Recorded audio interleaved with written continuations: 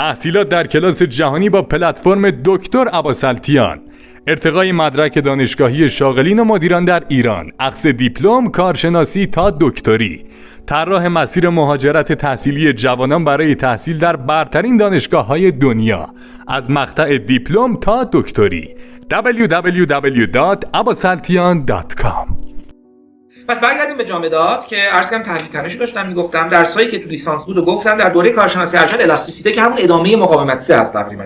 المان محدود که تو لیسانس هم داریم، المان محدود پیشرفته ارائه میشه. مکانیک شکست، من اسامی که میگم زیر بخش‌های درس مقاومت مساله و اینا داره به ذهن شما میاد. تئوری ورق و پوسته، پلاستیسیته، اینکه طراحی اجزا ما راجع به تئوری ها اینا صحبت می‌کنه، الاستیسیته، پلاستیسیته، ویسکو الاستیسیته، موادی که بین سیال و جامد هستن رفتار ویسکو الاستیک دارن. ترمو الاستیسیته، ببین چقدر بین رشته‌ایه. اون ویسکو الاستیسیته بین سیال و جامد بود، ترمو الاستیسیته بین حرارت، انتقال حرارت و جامدات، یعنی این دفعه تنش‌های حرارتی در داخل ماده ایجاد بشه، خزش، خستگی، شکست.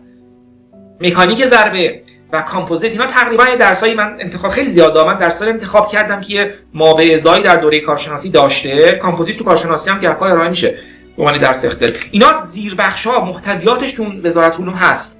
جدای از این برید یه کورس کامپوزیت بزنید ببینید دانشگاه MIT این اونور چی درس میدن. ممکنه حالا من چیزی چک نکردم توی به زبان فارسی هم وجود داشته باشه.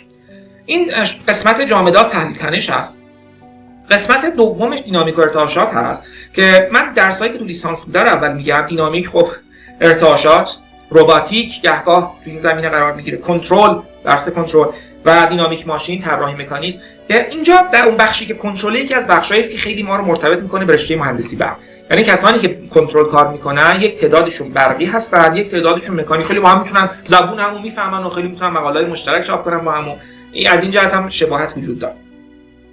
و درس هایی که در دوره کارشناسی ارشد دوستانی که تو این زمینه هستن پاس میکنن، دینامیک پیشرفته، سال شما درس دینامیک رو به ذهنتون بیارید، فرض کنید پیشرفته همون رو بخواید پاس کنید. کنترل غیر خطی، ارتعاشات غیر خطی، کنترل بهینه، واقعیت مجازی کمتر جایی ارائه میشه ولی خب جزء درس های همین گرایش قرار میگیره. رباتیک، ارتعاشات تصادفی، استوکاستیک، من راجع به پدیده‌های استوکاستیک ویدیو دارم. کنترل بهینه، آنالیز مودال، این کیوردها خیلی مهمن که شما اگه خواستید به اینا بفهمید چیه برید اینا رو تو یوتیوب بزنید. همون یه کورس هم نظری که ممکنه ویدیوی 10 دقیقه‌ای پیدا کنید که کلیتش رو بهتون بگم. هوش مصنوعی، جزئیات هوش مصنوعی هم با جزء اونایی که تو همه میتونه باشه ولی اون درس 3 واحدیش توی اینجا قرار داده شده. کنترل فازی، نانورباتیک، کنترل دیجیتال و موارد دیگری که تو این زمینه میشه. ارتعاشات هم خودش انواع ارتعاشات داریم که موضوعی که عرض کردم. ارتعاشات سیستم های پیوسته یا ممتد، مثلا تجربه اسامی که یادم میفته رو به شما میگم. این میشه شاخه طراحی کاربردی یا مکانیک جامدات.